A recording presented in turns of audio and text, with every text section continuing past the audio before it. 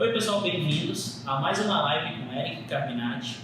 Eu sou o Paulo Venturim. Eu sou o Eric Carminati.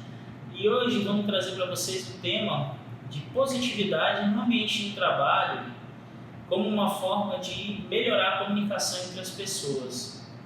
Eric, hoje a gente vê, eu acho que não é de hoje, tá? E uma coisa que eu acho que não é assim uma novidade, que é a dificuldade dos colaboradores se comunicarem entre si e se comunicarem com a sua chefia, com a sua coordenação, e esse retorno também. A coordenação tem dificuldade de se comunicar com esses colaboradores. Ao que se atribui isso? Paulo, lembra que a gente falou em um outro momento sobre pensamento automático, comportamento automático? A gente faz mais ou menos isso no dia a dia. E isso prejudica a nossa comunicação. A gente tem que entender que, às vezes, a gente tem que desligar um pouquinho do que a gente está fazendo para dar atenção. É claro que tem aquela questão do foco, que a gente falou também, que você, quando perde o foco, você leva muito tempo para retornar, enfim. Mas é saber dizer, não, olha, agora, espera um pouquinho que a gente vai se comunicar direitinho. E uma dificuldade muito grande que a gente tem é em dar e ter feedbacks, que é extremamente importante no mundo corporativo. Eu preciso entender por que eu estou errando, mas é muito mais fácil você enxergar de fora porque o que eu estou errando, porque isso está dificultando você quando é meu colega, ou quando é meu superior, está atrapalhando os negócios, está prejudicando a estratégia, está prejudicando realmente o negócio da empresa. E a gente precisa aprender a fazer isso com mais frequência. Não uma vez no ano, 2, 3 vezes no ano. A gente precisa fazer isso sempre.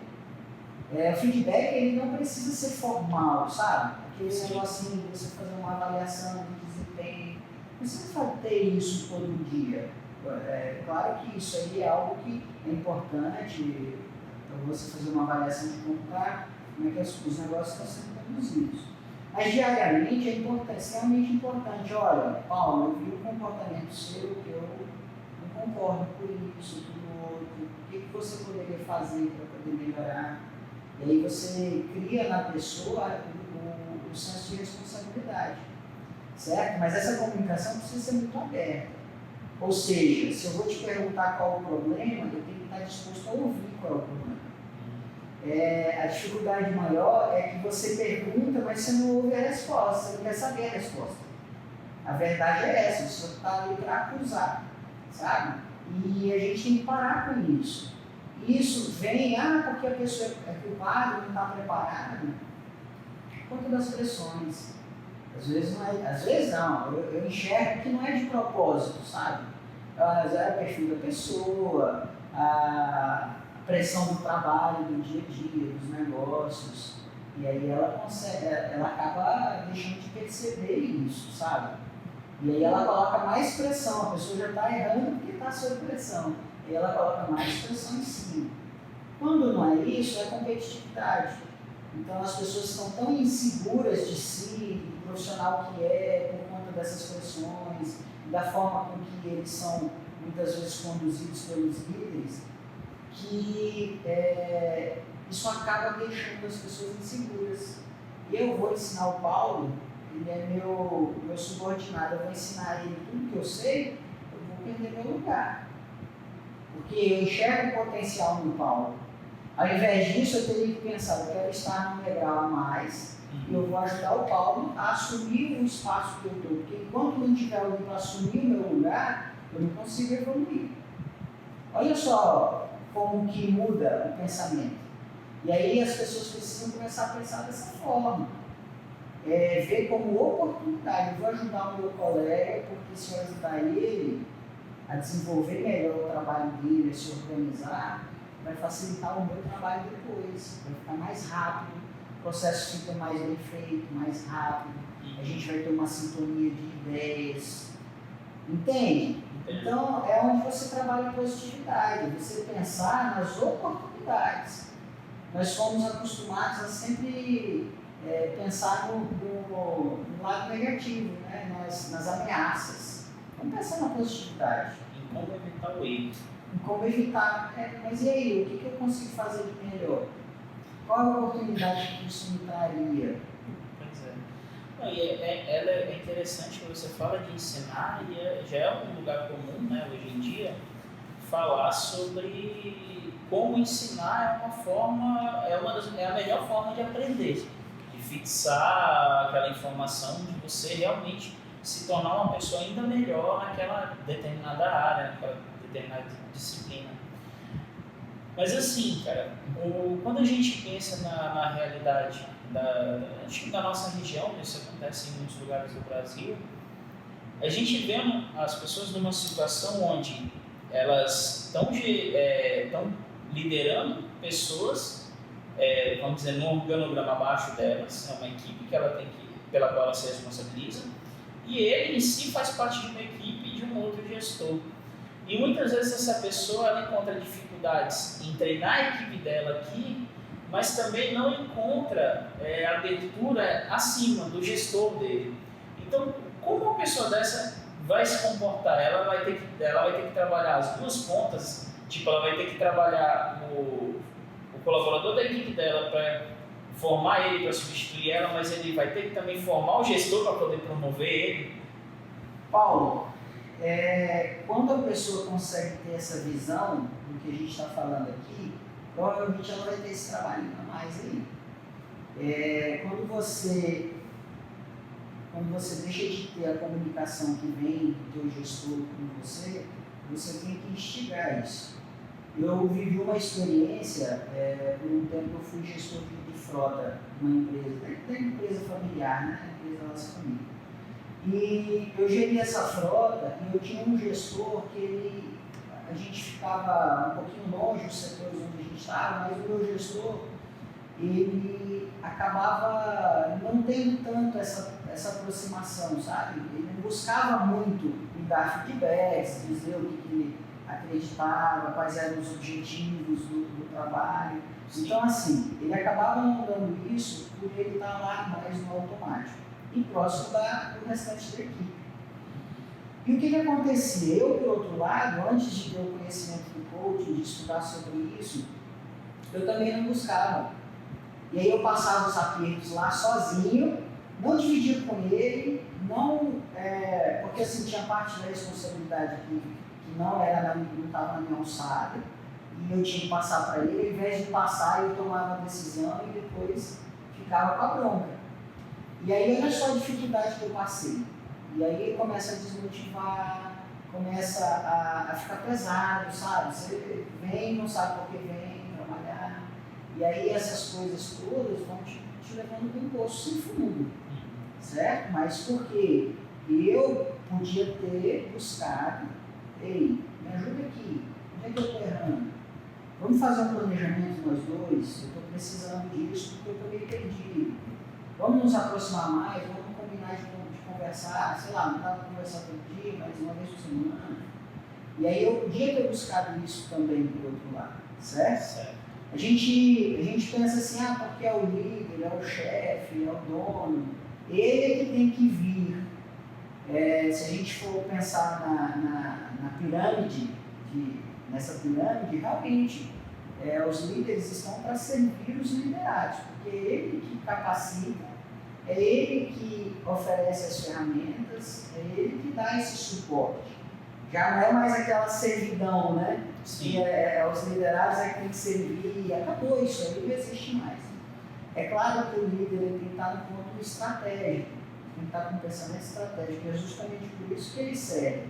Ele tem que observar, ele tem que ver se a equipe está bem conectada, se eles estão com as ferramentas necessárias. Só que a gente também tem que pensar o seguinte: eu quero estar lá no lugar dele. Eu não quero tomar o lugar dele. Eu quero que ele evolua e que eu evolua para o lugar dele. Sim. Certo? Isso não é egoísmo. Né? Isso é ambição. Eu ambiciono, não sei se existe essa palavra, mas eu tenho a ambição de estar naquela posição. Não necessariamente no lugar dele. Certo? E aí, se eu ambiciono isso aí, eu quero isso aí, eu tenho que e as ferramentas que eu vou precisar usar quando eu estiver lá. E uma coisa que a gente tem dificuldade, que a gente foi deixando de aprender com o tempo, Paulo, com as responsabilidades, é deixar de sonhar. Quando nós éramos crianças, era o tempo todo, eu quero ser bombeiro, jogador de futebol, eu quero ser ministro, eu quero ser um alto empresário executivo, não sei o que das contas. Beleza, talvez esse sonho foi mudando, porque a trajetória da vida foi também mudando. Né? Ela também vai se convertendo com outro caminho. Às vezes porque as aspirações mudam, os desejos e tudo mais. Mas tá, e aí a gente para de sonhar por conta disso, porque mudou as ambições, aí eu paro de sonhar. Eu paro de imaginar como que vai ser, onde eu quero chegar, como vai ser quando eu chegar lá. E o que eu preciso fazer para chegar lá? É o planejamento estratégico da vida, né? E a gente já conversou sobre isso. Mas assim, eu tenho que, se eu quero chegar lá, naquela posição, eu preciso entender o que eu preciso quando eu estiver lá para ter sucesso. Porque eu vou chegar lá e eu quero outro legal. Então assim, se essa habilidade que o meu líder não tem, por que não? E eu tenho, que isso acontece, por que não ajudar a ter isso?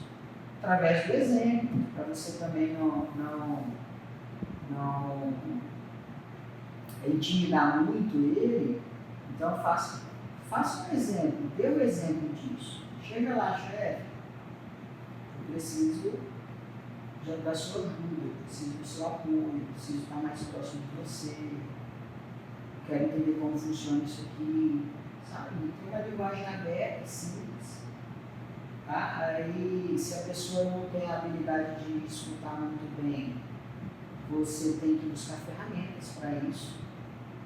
Aí você tem que buscar, sei lá, um jeito de fazer com que ele consiga entender o que você está passando, o momento que você está passando. E aí são desafios, né, Paulo? São desafios. São, porque, cara, é muito comum a gente ficar esperando, né? Porque é muito comum a gente esperar que a solução, que a promoção, que a ser visto venha de outro lugar.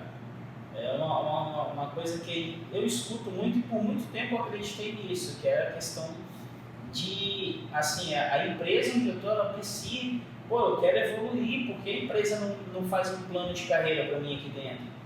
Só que quando a gente começa a olhar bem, tem empresas que têm um alto grau de maturidade que conseguem ajudar o funcionário a esboçar isso.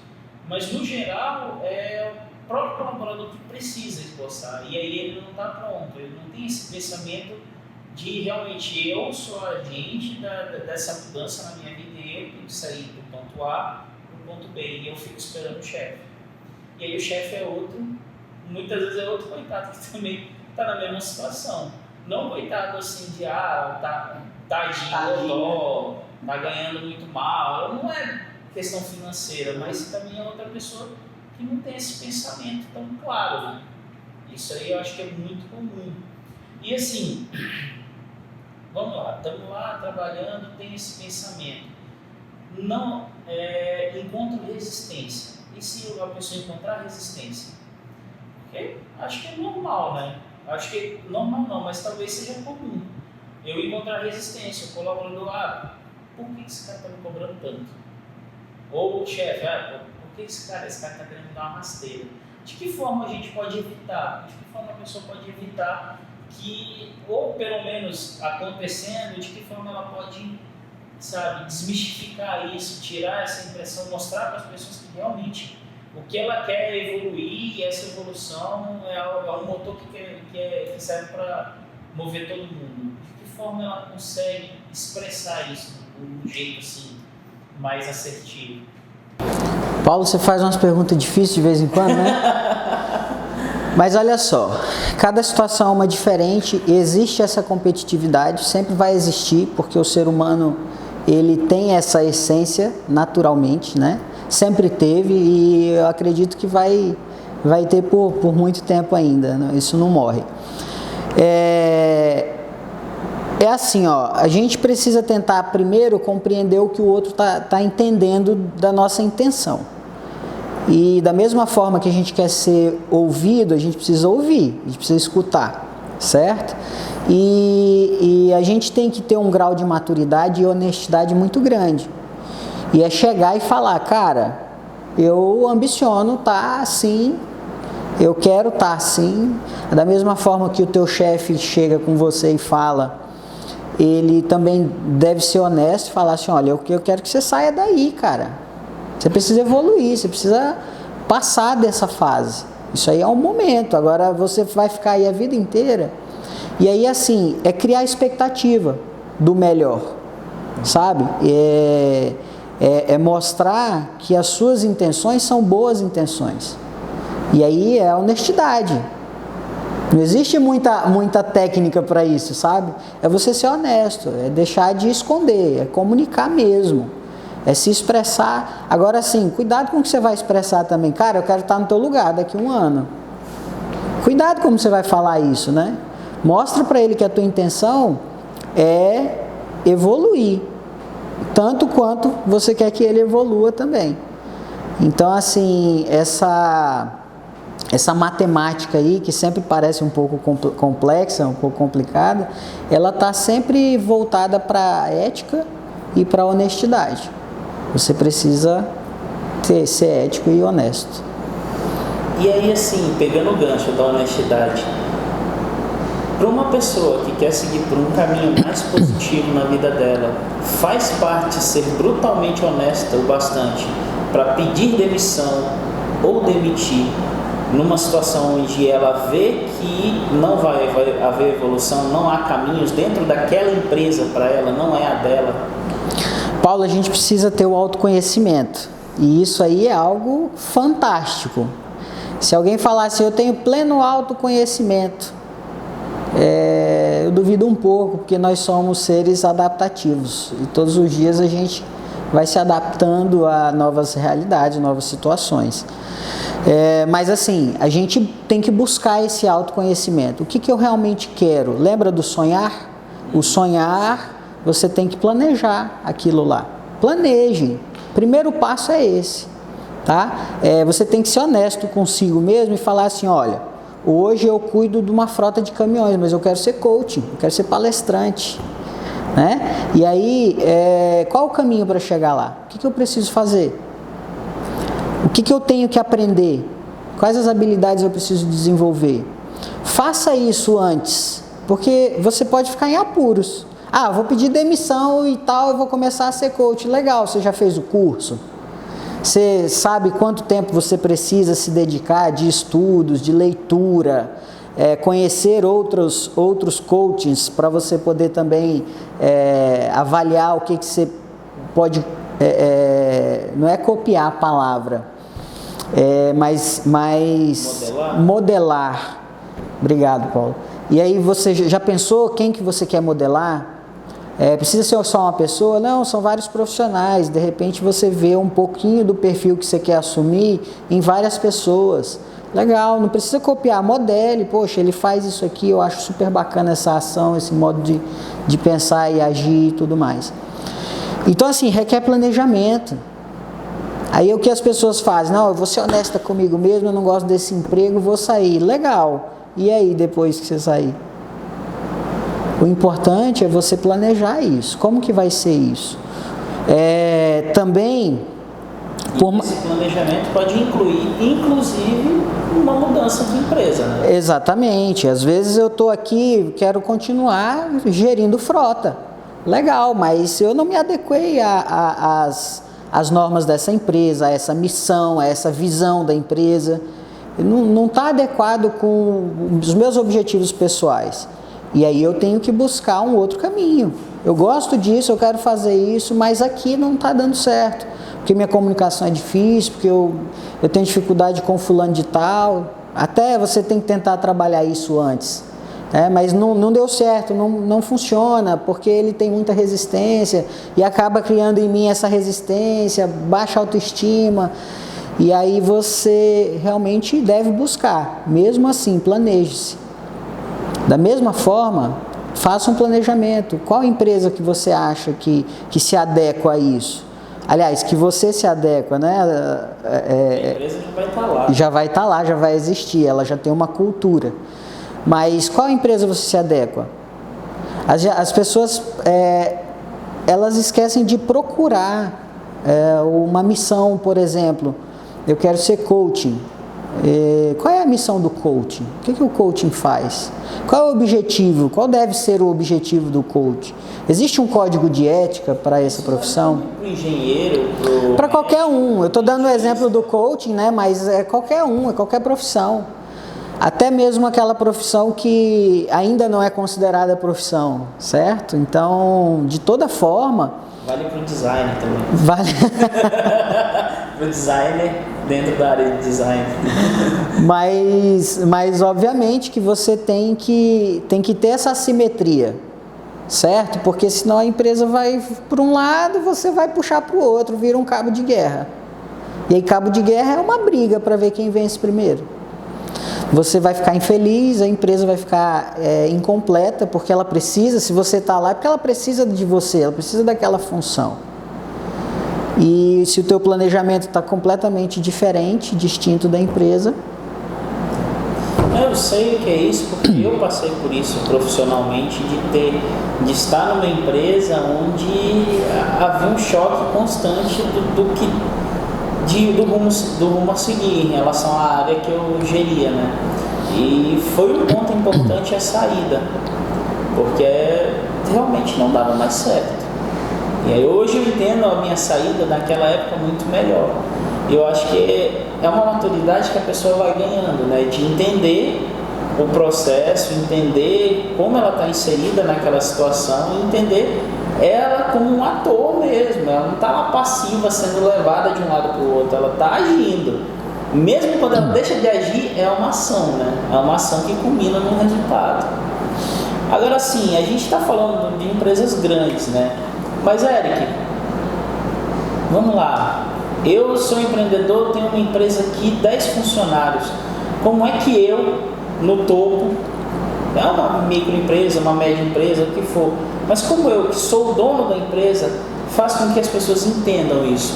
Tipo, como é que eu levo essa mensagem para a minha equipe? Como é que eu sirvo naquela pirâmide invertida que você citou? Como é que eu sirvo essas pessoas para elas entenderem que elas são parte do processo, são pessoas que ativamente atuam ali, que eu quero que elas cresçam, eu quero que elas fiquem daqui a 2 anos para ir no meu cargo aqui para eu poder viajar e ter paz e gerir a empresa numa outra perspectiva. Paulo, é o seguinte, o maior erro das empresas é achar que... Lembra da modelagem? Sim. Eu sou uma empresa pequena, tenho 3, 4, 5 funcionários, às vezes sou eu e mais uma pessoa. Isso acontece, claro. Mas você tem que pensar o seguinte, onde eu quero chegar com a minha empresa? Eu quero continuar com 10 funcionários, eu quero ter 20, eu quero ter 100. Não, eu quero continuar com 10, mas eu quero otimizar o meu processo, eu quero otimizar. Aí você tem que pensar quais os treinamentos. Mas aí você tem que pensar o seguinte, você tem um objetivo? Você tem uma missão? Você tem um código de ética? Ou você tem um código dos valores que você quer que a tua equipe, você e sua equipe sigam? Porque quando você coloca isso dentro da tua empresa, você já tem um planejamento. Eu quero ser isso, a minha missão é essa, eu tenho esse objetivo e eu vou chegar lá através desses comportamentos, habilidades, atitudes. Por aí você já dá uma diferença muito grande para essas pessoas. Agora é o seguinte, uma vez eu dei uma consultoria para era uma consul coaching, sabe? Uma consultoria com coaching. Para uma empresa, eram 3 sócios. Eles estavam um pouco perdidos nesse objetivo, sabe? E por incrível que pareça, eles tinham a missão, objetivo, visão, os valores, eles tinham tudo, mas dentro da gaveta. Estava guardado. A primeira coisa que a gente fez, que eu fiz, que eu tentei proporcionar para eles, foi que eles sentissem o desejo de tirar aquilo da gaveta. E aí consegui fazer com que eles colocassem, pendurassem na parede depois de muito tempo. eles penduraram na parede aquilo lá. Dali para frente foi um divisor de águas, como muitas pessoas gostam de falar.